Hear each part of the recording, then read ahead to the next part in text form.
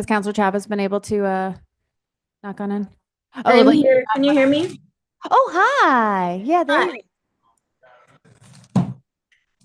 And let's there we go. Perfect. All right, so let us know when we're live and we will get started as soon as We are now live. wonderful. Thank you so much. Hold on, I'm struggling with Prime Gov once again today. Seems to be a theme. All right. At 5:01 p.m., I will call the Wednesday, October 2nd Quality of Life Committee meeting to order. May I please have a roll call? Counselor Castro, Present. Counselor Chavez, Here. Counselor Garcia, Present. Counselor Faulkner. Here. Madam Chair. I'm here. Madam Chair, you have a quorum. Wonderful. Thank you so much. Moving on to approval of the agenda. Are there any changes from staff or members of the committee? None. And can I get a from Counselor Castro? Sorry, no changes, but I am noticing that PD is requesting some training. So if I could request the chair, maybe we can get a presentation on how that's going. I'm sorry, what? Sorry, I think it is item E that we are approving some training for PD. Oh. And I didn't want to pull it off consent, but I would love if we Yes. could get a presentation on that. Okay. All right. Thank you. Matters from the committee, remind me. Well, no, I can write it down now. Or actually, Marcella, can you take note? Take note of the training. Yeah, a presentation on what the training is. Yes. Thank you. Thank you. And if there are no changes, can I get a motion? Motion to approve. Second, Second. And a second, can I please have a roll call as we are hybrid? Counselor Castro, yes. Counselor Chavez, Yes. Counselor Garcia, Yes. Counselor Faulkner. Yes. Madam Chair. Yes. Motion passes. Wonderful. Thank you. Moving on to approval of the consent agenda. The only item I have pulled is item B from Counselor Garcia. Are there any items that members would like to pull at this time? And if not, can I get a motion? Motion to approve? approve as amended. Second, Move. And a second, may I please get a roll call? Counselor Castro, yes. Counselor Chavez, Yes. Counselor Garcia, Yes. Counselor Faulkner. Yes. Madam Chair. Yes. Motion passes. Thank you. Rolling right along. Okay, so moving to our presentation. We have a presentation, the Santa Fe City County Advisory Council on Food Policy, update of food and agricultural policy work and priorities. We have Director Sanchez Tucker from Community Services here as our staff. And then we also have David Sundberg, our co-chair of the Santa Fe Farmers Market Institute. Oh, Pam, you're here. Hi, Pam. Pam Roy from Farm to Table. And we also have Counselor Ives is here to join us today as well. So I will turn it on over to you. Thank you, Madam Chair and members of the committee. I am pleased to introduce Pam Roy and David Sundberg, who will present on the work of the Santa Fe City and County Food Policy Advisory Committee. I sit as a committee member, and Eric Renz Whitmore and Economic Development are the city liaisons to the committee, and we've been doing a lot of work to support legislation for a resolution to come forward to you soon. So we'll talk about that and an update on the policy work. Also, just one thing that I don't know if they'll have in their presentation tonight, but I just wanted to announce that last week, the Senior Services Department Division prepared 500 bags to give out of fresh New Mexico grown food. So there was atole and beans and chile, and they went out to 500 seniors. So those are some of the examples of how we're utilizing New Mexico grown funds and funds that support our farmers and food grown in New Mexico. So I'll turn it over to Pam and David to present, and we'll be here for questions. Thank you.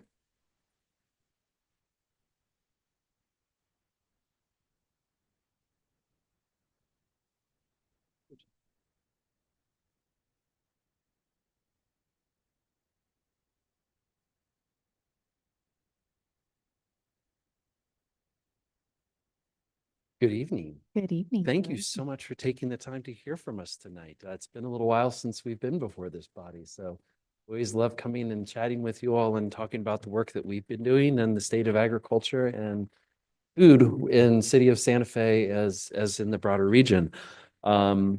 We submitted a resolution to the committee from last year, so you'd have a scope of the kind of work that we're pushing forward on this year. We're getting before you a little bit earlier this year because we recognized that it's so important to be able to have time so that the legislative team at the city may liaison with us, ask us questions, and things are fluid. So we did learn from last year's legislative session, especially that things were changing rapidly, even last minute. So as we were drafting our legislative resolution for this year, making recommendations to the city in terms of the Santa Fe Food Policy Council's ideas that should be supported at legislature, we wanted to kind of broaden our scope and aspect a bit to have a little bit more flexibility for any legislative team who wishes to support things that ultimately impact our community, to be able to go and advocate for different things. So what you will see when the draft goes through the legislative team at the city and gets before you, we have a lot of backbone information to kind of support the ideas behind these things. Agriculture has shifted significantly, especially within the last decade. Now within Santa Fe, we have an amazing and very robust urban agricultural business that can produce in basically an urban setting in a warehouse up to 4,000 head of lettuce per week. It's absolutely remarkable what can be done in urban settings to create more resiliency within our own communities. Over 95% of that food is going to our schools, senior centers, and low-income food support systems, such as the food bank. That's remarkable because these are folks who generally otherwise would not have access to fresh, local, nutrient-dense foods. We also really acknowledge over 15,000 individuals in Santa Fe County. 10% of the population are food insecure. We can correct for this with good food policy and with good food initiatives that support more agriculture and more involvement from basically all aspects of community. Seniors especially, 13% of seniors fall below the poverty line and do not have access to good foods. Due to the disparity in our communities between incredible wealth and incredible poverty, we truly believe that everyone deserves this great local food. It's more nutrient dense. It really encourages good health and long-term reduces the health impacts of eating poorly. So without taking up too much of your time, what you'll see coming out of our proposed legislative resolution this year are initiatives which support food and agricultural programs, especially at the state level. The importance of this, and Pam will get into this a little more deeply, is that if we can support through state funding and local support, local initiatives, local policies, we can draw down on federal funding. We're missing those opportunities if we don't do it at a state level. If we don't have the levers and mechanisms to invest in our food systems, invest in our communities with local, healthy, nutritious foods, we are going to be failing our communities, and we're going to have significant long-term health impacts and negative community impacts by not making these investments today. So you will see kind of a laundry list of potential things to invest in, to advocate for. But our language is going to be a bit more generalized this year because we need the flexibility so that as things come up, even during the legislative session, to be able to advocate as a food policy council here in Santa Fe City and County, but also then communicate with our partners who also do advocacy so we can have a more robust, coordinated effort to bring those legislative dollars back into our communities. So I'll turn it over to Pam at this point, who's going to kind of report out on the past year and what we're looking forward to in upcoming years, and then we'll open up for questions. Thank you for your time. Thanks, David. And Madam Chair and council members, thank you so much for the opportunity to be here today. My name is Pam Roy, and I'm the executive director of an organization called Farm to Table based here in Santa Fe and have been there, yay, thanks, Councilor Castro, for 25 plus years or close to 25 years. And we are also home to the Santa Fe Food Policy Council. We are so grateful that Councilor Ives is part of our Food Policy Council now. He brings a wealth of knowledge not only to our city and county Food Policy Council, but also to our state work. So we are home also to the New Mexico Food and Agriculture Policy Council. I bring that up because of this, looking at this bigger picture. And thanks to Maria Sanchez Tucker. Really appreciate her on the Food Policy Council, the work and the leadership that she brings to it. And that example of the senior centers right here in the city of Santa Fe who received state funding this last year for the first time in our New Mexico Grown program for senior centers, and that it was expended well. Seniors really benefit from that. We are the only state so far that is doing New Mexico Grown to seniors, like farm to school, farm to senior programs. I'll get into that a little bit. So maybe next slide. Thank you so much for doing that. I really appreciate it. So just a little bit. So how are we seeing this big picture, right? You all have been very kind and generous to help us by approving a resolution every year. Sorry, in one sec. support. Let's get the slide deck going. I apologize to ruin slow. It's not like it's totally necessary either, but just gives us a little guidance, that's all. And also the packets, because I will refer to one of the two documents in the packets that we just handed out as well. Ah, perfect, perfect, great. So next slide would be great. And then, this last year, so part of our long-range strategic plan, which includes the Santa Fe City and County's work and across the state, New Mexico Food and Ag Policy Council really leaned into and committed to doing what's called a report card, a food charter.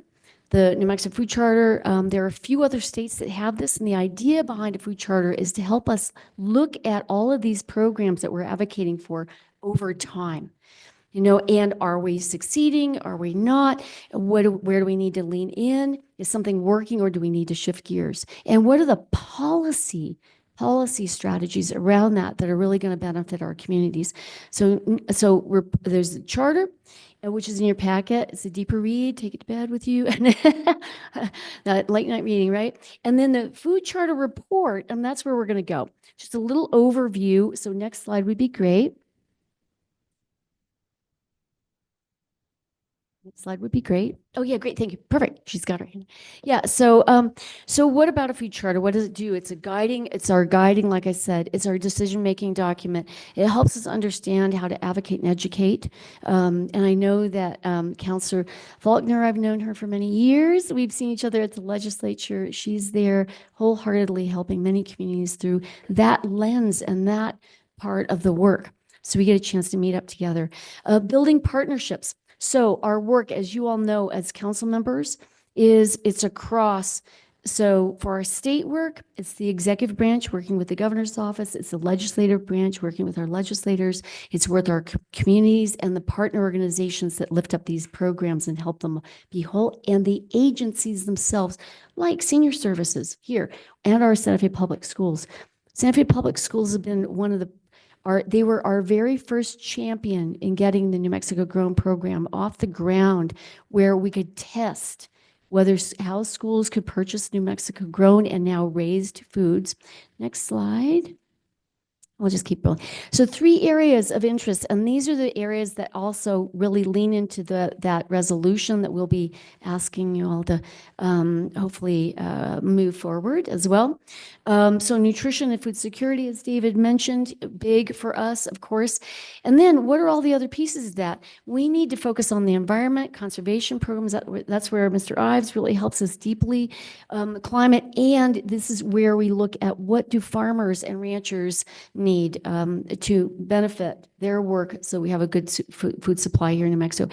Government support and the infrastructure. And the infrastructure is 2. A lot of the work that we do with you all, which is what we call administrative advocacy, are these programs working at the local level in the agencies that are having to run them?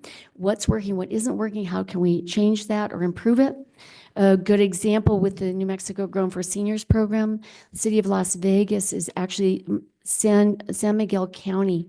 They serve the senior centers for San Miguel County. So when they were excited about getting a little bit of state funding to really offer New Mexico Grown into their food programs, they ended up realizing that their procurement code basically said for every pencil and carrot they purchased, they had to go out for 3 bids. Every pencil and carrot, didn't matter. So 3 bids for everything, 0 threshold. So we went to their city council, county and city council, and asked if they could shift that to give preference to buying local, and they did. They did it within a month. So quickly, well, I'll carry on. So we have 18 overarching priorities. Next slide, please. I spoke to in this report card. Next slide. And then an example, and I'm going to move us to just a couple on the pages. So in that report card, what we try and do is we try and explain how are these programs working. We try and kind of do it simply and then also a little bit more in depth. Just a couple examples, the Healthy Soil Program, which is only 4 years in its being a legislative statute, an act. So it's managed by the New Mexico Department of Agriculture. It is now, over those 4 years, we had annual funding is now embedded in what is called the Legacy Fund, a $350 million corpus of funding that goes to 3 different agencies to work on conservation programs, soil health. So now that is, and it's a permanent fund. So that's part of our goal, is to get these programs whole and sustained so that we don't have to keep going back to the legislature for all of them. And then next page on that one, just really quickly. Thank you. Just a few things that we look forward, and these are Santa Fe Food Policy Council priorities. And again, leaning into the state, as David said, promoting nutrition, nutrient-rich foods, improve access to nutritious and culturally significant foods through the New Mexico Grown Program, which is seniors, schools, early daycare centers, and then it expands into other programs as well. And then expand ways that our farmers can really benefit from this as well. So having said that, and then one last slide there, and then I will end here soon. So a few of our current asks that you'll see that are programs that we've been working on through a governor's led initiative. It's called the Food Initiative. It's a group of programs. Instead of going to the legislature one by one with every program and then fighting for each dime and having to deal with that along the way, we see these programs as whole across 8 agencies. And those agencies now have a task force, which we ask them to actually commit to working together. And over just the last 2 years, even specifically just to those New Mexico Grown programs, $8.8 million straight into these programs. Those are leveraged by additional funds. And I wanted David to just share really quickly the good example of the Supplemental Nutrition Assistance Program, Double Up Food Bucks, and how it benefits our Santa Fe Farmers Market. You had a number, I think, off the top of your head. So we don't have our statistics completely finished from this last year, but the prior year was $427,000 exclusively at the Santa Fe Farmers Market. And both the Double Up Food Bucks, SNAP programs, Farmers Market nutrition programs, and Fresh RX programs. Those dollars go directly into farmers' pockets.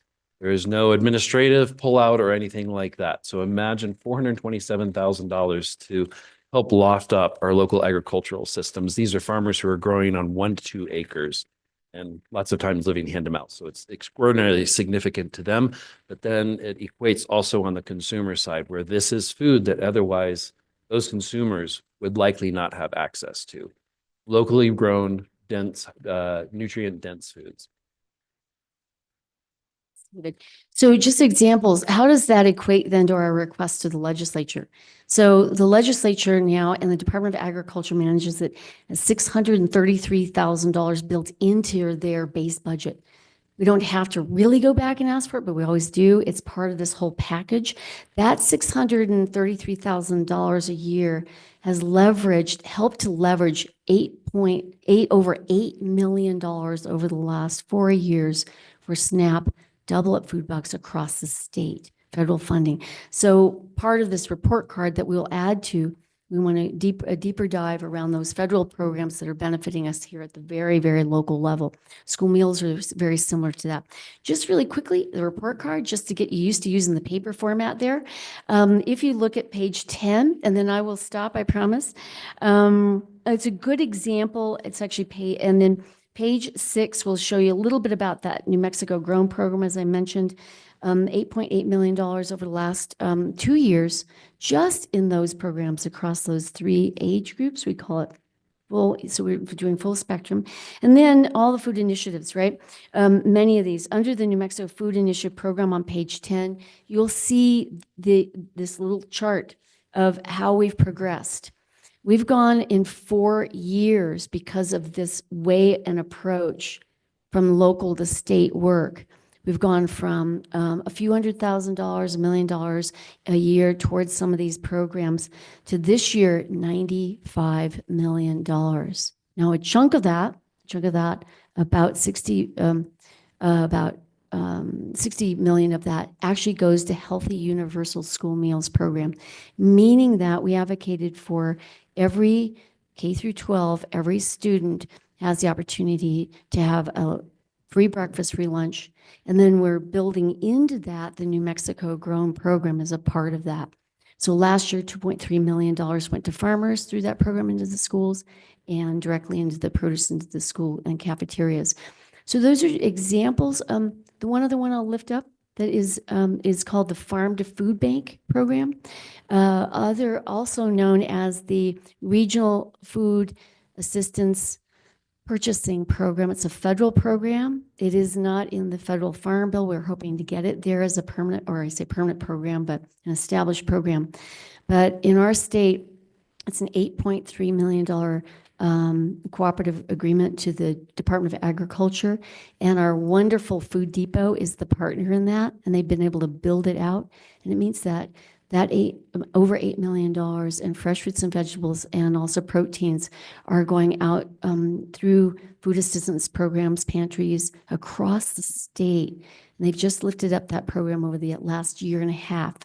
So we're hoping for more, and we're also going to be asking and supporting legislative funding, $2.5 million for that, but towards it benefiting it so that it doesn't go away.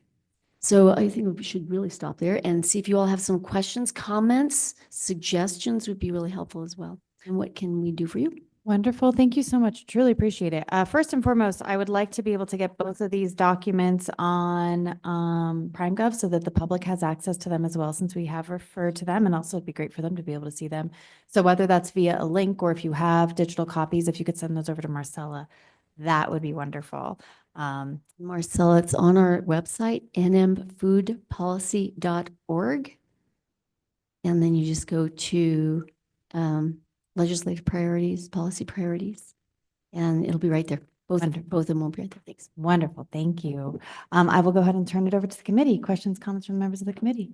Councilor Castro? Thank you so very much. Thank you, members of the committee. This was a great presentation. I do have a few questions. I heard that there were some cuts at the state level this year, in particular the Food RX program, but some others. Can you just tell us about how some of that funding shifted? Maybe federal dollars replace state dollars and how that's working now? Madam Chair and Councilor Castro, thank you very much. Good question. You're right. That's where the report card really helps, right? Which is we can really see and publicly share out where we're getting money, where we're not. So yes, there were several programs that were zeroed out, not because legislators didn't realize that they didn't care. It was more that they just didn't get it, that they got lost in the threads of things. And also because much of this last year also was really led by the Office of the Governor, which was great. We were there to be of support. And now all of us are working even closer together to make sure we get a lot of things across the finish line. So you're right. Fresh RX program, we call it a prescription program where doctors can actually provide a prescription to their clients for fresh fruits and vegetables, not pills, but, you know, fresh food. And it's locally grown here in New Mexico. So we're hoping to see that program whole again, legislatively. And what's really exciting, and this is led by the Office of the Governor and New Mexico Farmers Marketing Association and many across the state, they're looking at what's called food as medicine. And I shouldn't speak to it, but I will say it's really exciting that we're leaning into this direction and looking at a Medicaid program as a way to sort of leverage who benefits from that program in a broader and more, in a deeper way across the state, and a deeper way of sustaining that program with a lot more resources towards it to benefit our communities and also them at the same time. It is, again, it's New Mexico grown. A couple of other programs that didn't receive their state funding but have federal funding. WIC Farmers Market Nutrition Program and the Senior Farmers Market Nutrition Program. And we will wholeheartedly make sure we get those funds back in there for that.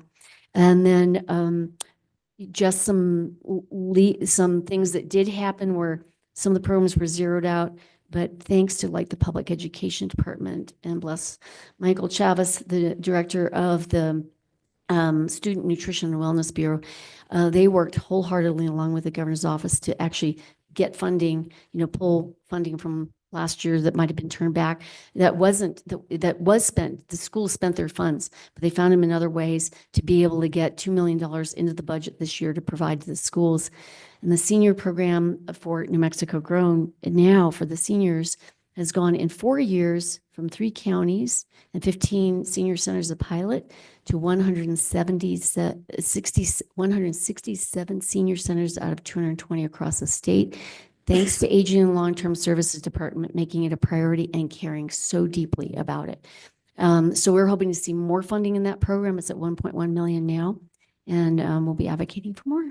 So thank you. Well, if there's anything we can do to help advocate for those programs and help you, please let us know. Oh, yeah. Go ahead. Thank you. And just to follow up on that, Counselor, even though those were unfunded at the legislative level, because of good advocacy efforts, there was funding found to support some Fresh RX prescription programs in certain departmental areas. And the Department of Health does actually have more funding than was anticipated they would have for the Senior Farmers Market Nutrition Program. And truly it's because of amazing people doing really hard work and advocating for the recipients and then demonstrating the absolute need and appreciation for it. So it really, even through the legislative session and following on, its advocacy is important. Well, it sounds like it since we have heard about it and it's gotten to these levels. So we'll continue to advocate for that. And then my final comment is more of just a hope that we can work outside of our silos. It's always a theme that we want to start working more collaboratively. And so the 100% New Mexico, which does have a 100% Santa Fe branch working out of Earth Care, is working on food policy in particular. So I would recommend that we also work with them. And I'll let you know that I'm actually chairing the food section of the 100% as one of those hats. So Wonderful. So you guys are 10 steps ahead. Thank you so much. And I cede the floor. Wonderful. Thank you so much. Councilor Garcia, I saw your hand as well. Yes, thank you, Madam Chair. And thank you, Ms. Roy and Mr. Sonnenberg for the presentation. This topic is very relevant given the many instances of food insecurity that many members in our community are facing. Facing it more in a public manner, some in a more, they're not, it could be in some instances, reaching out for food support seen as shameful. And I think that is where we need to break that stigma as a community. And there's no shame in asking for support, whether it's food or any other types of support. That there's many organizations. So thank you for everything you're doing in this realm. I appreciate the work that's going into ensuring that food that's being distributed is culturally significant. I think that that's imperative. Many times, and no fault to the folks that issue food, whether through commodities or any other food distribution. Sometimes it's not a culturally significant diet for the individual, and sometimes it's not the best food source for them. So I appreciate that sensitivity to as you're looking to ensuring folks are not going hungry and they're actually eating healthy food.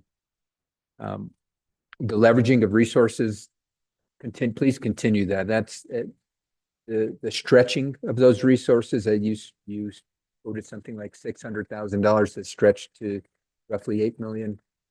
That's amazing. So if there's anything we can do to help with leveraging additional resources, please let us know. I know in the slides you have kind of a list of bullets that you're asking for support for. What we can do is ensure that that's in our list of legislative priorities when we pass our legislative priorities later on this year. But as you develop that more explicit list of asks that you note later on in the bullet, please make sure to share that with us so we can include that, because that because the legislative priority list becomes our kind of go-to list for the city. And that means then we can ask our lobbyists, we as counselors can go and lobby for it, et cetera. And we can want to be helpful in those realms as well. I have no problem going up to committee meetings and, waiting and speaking my 2 minutes to help get some additional resources. So as these explicit asks become determined, please make sure to share those with us so we can add them to our legislative priority list as well. Outside of that, please continue the great work. Thank you. I appreciate the update. I'll look over these. If I have any questions, I'll make sure to reach out to you. But more comments and questions. Thank you, Madam Chair. And thank you for the great work. Good to see you. Thank you, Counselor. And I will add that we do have the resolution moving through legislative services right now that would list us as one of our legislative priorities. So we want to get this in early, as David mentioned, that in previous years, we've been kind of rushing to get it through. And sometimes we didn't quite actually even make it into the session. We were passing it, 15 days into a 30-day session. So I am hoping that we will be having that introduced either our first meeting in October or our second meeting in October. So excited that we're actually getting that in nice and early this year.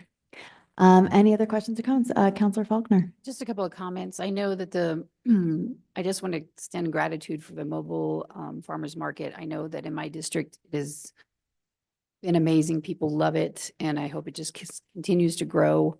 And also, if there's an opportunity to get money from the junior bill, if we have a junior bill this year, I would definitely help champion that, in addition to whatever legislative priority status you are through the city formally.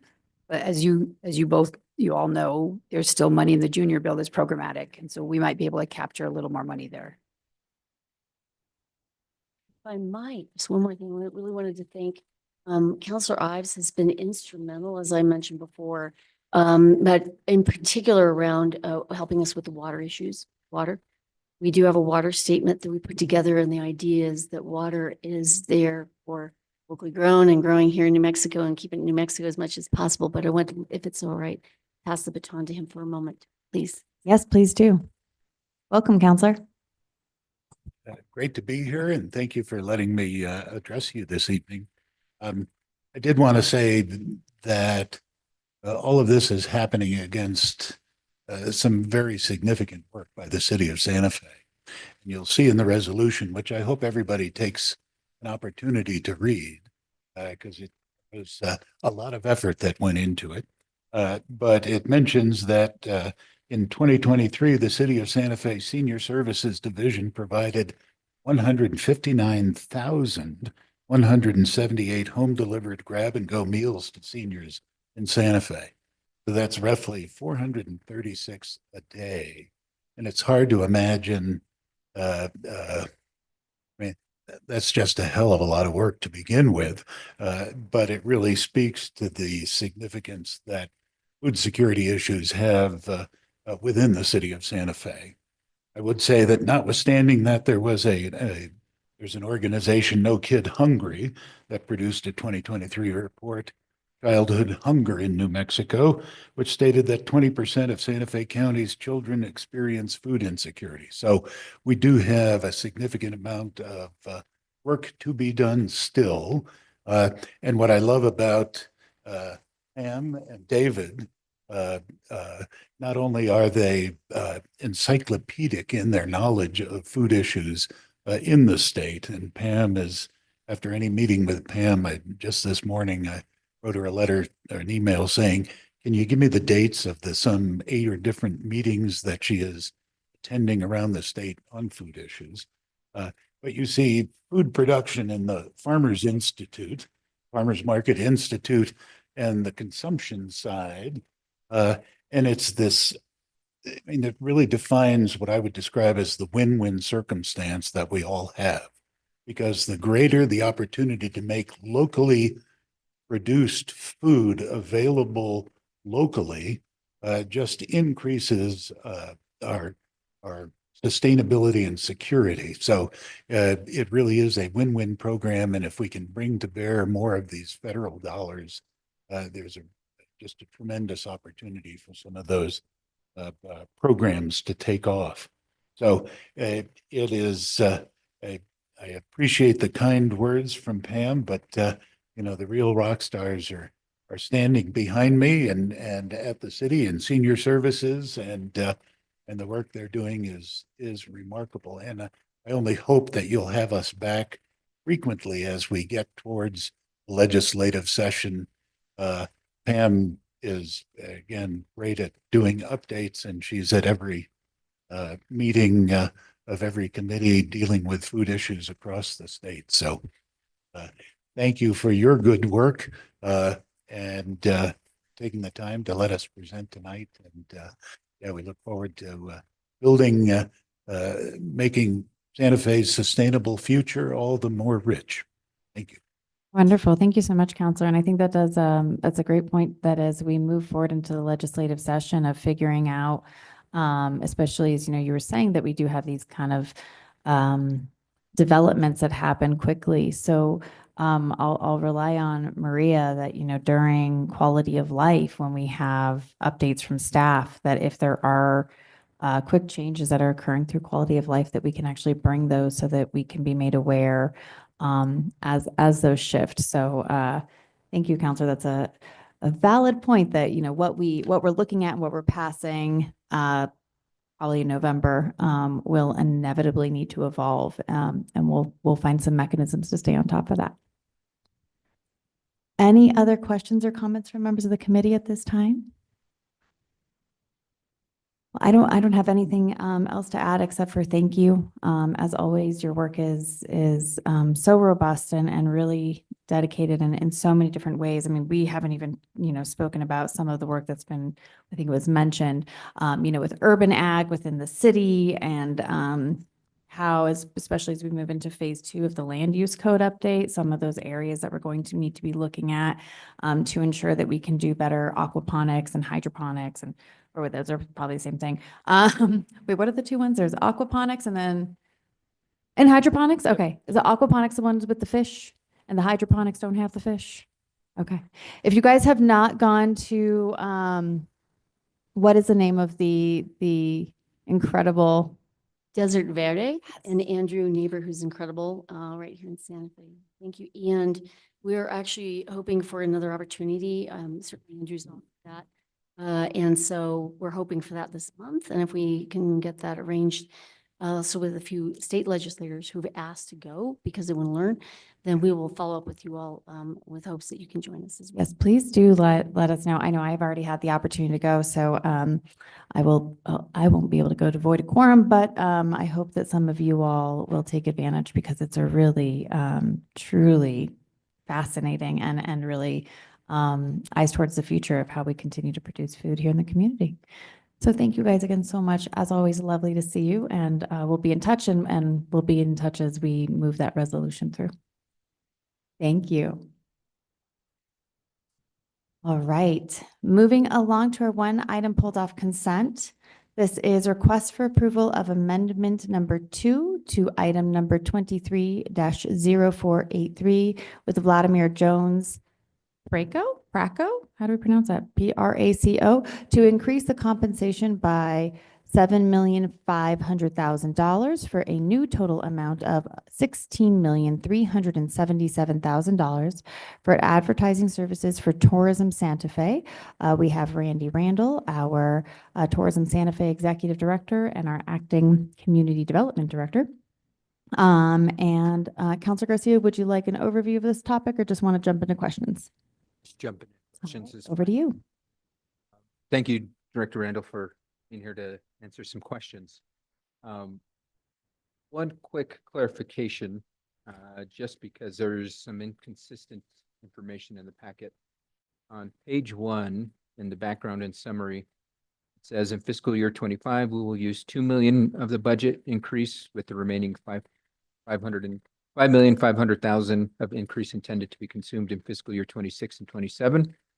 But if we jump to page 3 of the packet, where it's got the summary of contract agreement and amendment and lease, under 1B increase decrease, it says 4 million for fiscal year 25 and 3.5 million over the remaining fiscal years of 26 and 27. So could we get some clarification in regards to what numbers are we going to be moving forward with? Madam Chair, Councilor Garcia, thank you. That's a mistake on the summary of contract, because it'll be 2 million in fiscal 25. And then the balance would be applied to the other 2 fiscal years.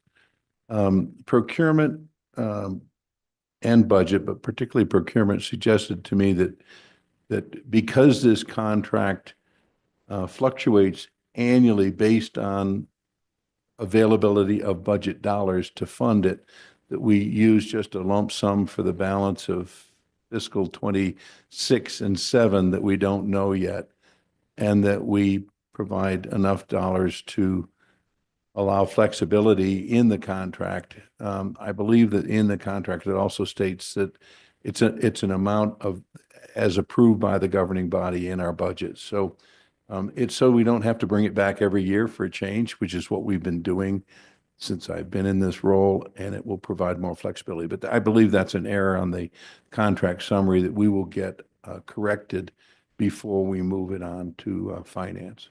Okay.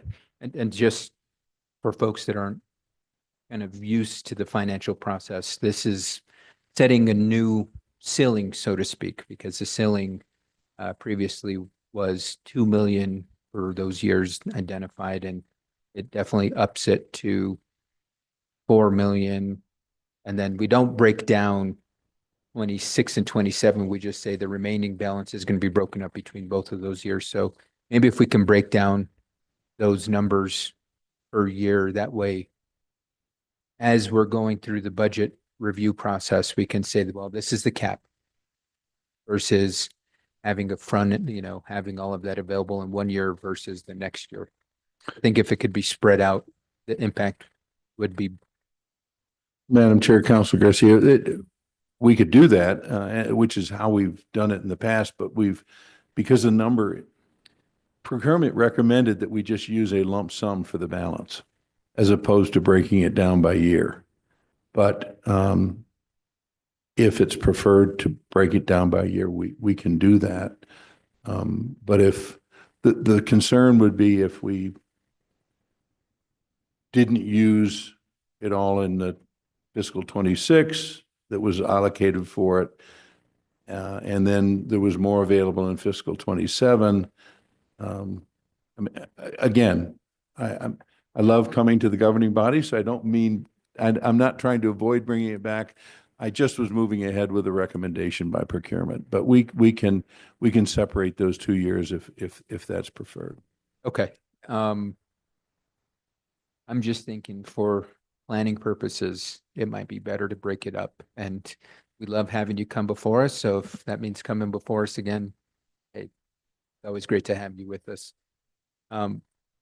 Historically, we've allocated $2 million per year for this bout, right? I was going over some of the records.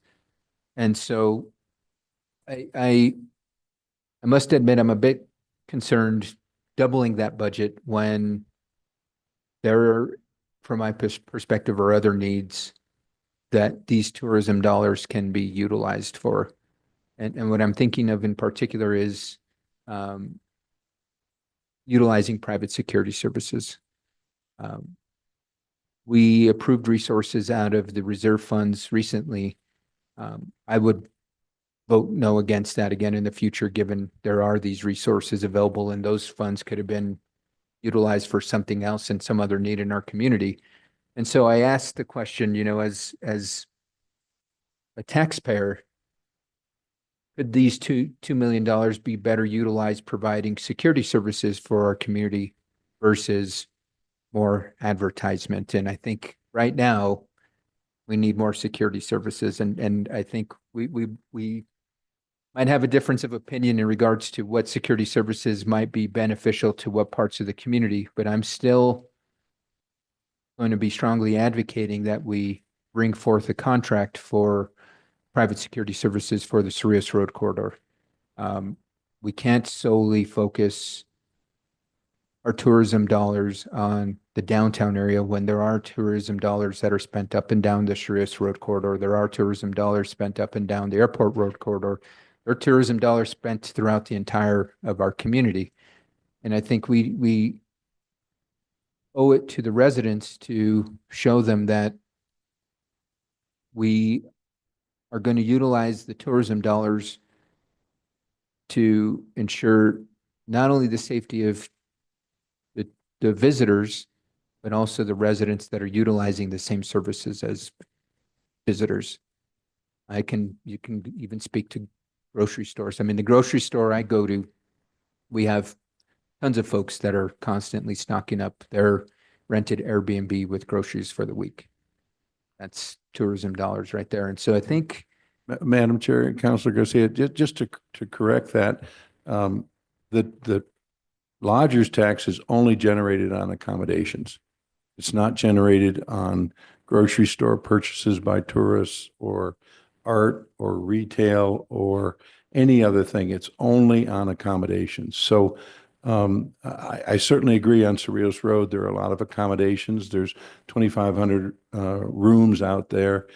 And I would certainly, and as I've suggested when we discussed the downtown security before, I would definitely support dollars for private security on Cerrillos Road if the police and others, and we did agree that it needed to be a conversation amongst all involved if in fact private security could be effectively used and installed there. And I totally agree with that. But I do want to clarify that lodger's tax is only generated by lodging facilities. understandable. Yeah, and 9 million, I think in fiscal 24, generated about $17.9 million in total dollars. And 4 million of that was from short-term rentals, and all the rest was from hotel rooms. So, And that was going to be the point I made, was short-term rentals lead to other resources being spent in our community. So I think I'm having a tough time with this, to be honest with you, Randy, in regards to, do we spend $2 million more advertising our community, or could that money being utilized for security services? Because it's my understanding there's no limitation on how these dollars can be spent. It seems like we're doing a fine darn job with the $2 million. Lodgers tax revenues are going up, but public safety concerns are also rising. And the last thing I'd want to happen for our community is to lose tourism revenue because of public safety issues. And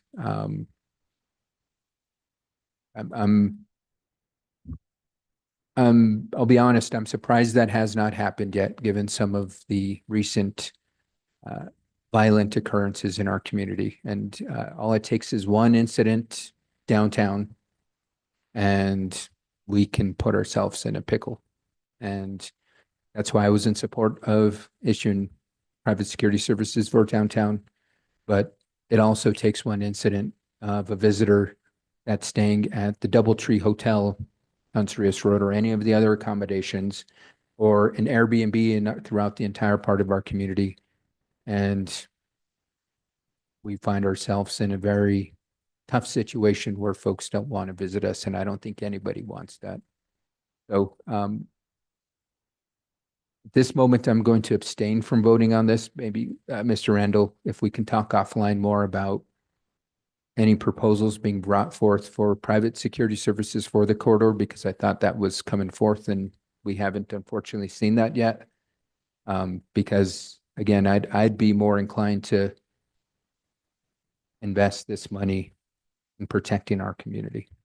So, Madam Chair, Councilor Garcia, just two more thoughts. First, I would like to remind the committee that it's not a 2 million to 4 million. In fiscal 24, we actually spent 2.85 million because $850,000 was added to the advertising budget at mid-year.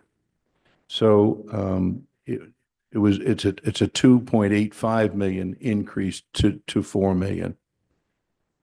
The second thing would be, I don't think it has to be either or. Because we were able to spend the 2.85 million in fiscal 23, which leads to fiscal 24, which really generates business in fiscal 24 and fiscal 25. Of this $4 million is generating business right now as well as future business. So the more we can spread the word about Santa Fe and keep it out there in front of people and compete, the better we are. But we do have, and there are restrictions on how these dollars can be spent. They can't be spent, they have to be spent in specific tourism-related methods that, as prescribed by the state law, and I'm sure you're aware of those, Counselor. But I think there's enough money in the reserve funds that to take, if it's $1 million or it's $1.25 million or $1.5 million, to deal with private security, if it will be effective, we should be doing both. Because I totally agree with you, sir, that crime can kill the golden goose of tourism that we have. But if we don't market it, tourism, it will kill itself. It needs those dollars to sustain itself. We're very fortunate that with this spending, we've been able to sustain this level of revenue generated through lodgers tax. Once again, I'll remind you, last year was 17.9 million. The best year pre-pandemic was 12.5 million. So all of that increase has occurred not through occupancy, but through average rate in the year, in these last couple of years on the post-pandemic period. And to sustain a 35% increased average rate, we have to market it. We really do. So I don't think it's either or. I want to work with you to do both. I genuinely do. Okay. Well, I'm happy to hear that, Director Randall. And I think the sooner the better that we can get some of these private security contracts before us that are within the purview of state law. Again, I think that's where maybe our opinion may differ in what services might be preferable, but I know for fact there are current security services by private businesses up and down the corridor that are effective. And if we, not saying we have to utilize those entities, but there's a reason why they're there. We would choose an option that would be best for us, but we can't have the mindset that it's not an option. There definitely is an option for it. And I think this is how we should begin to invest some of these tourism dollars, is to ensure the safety of our visitors outside of the downtown area, which basically touches every corner of our community. So thank you, Director Randall. I really appreciate the feedback. With that, no other questions, Madam Chair. Motion to approve. Is there a second? And then we can continue discussion. Second. Okay, thank you. And then we did have some more questions, Councilor Castro.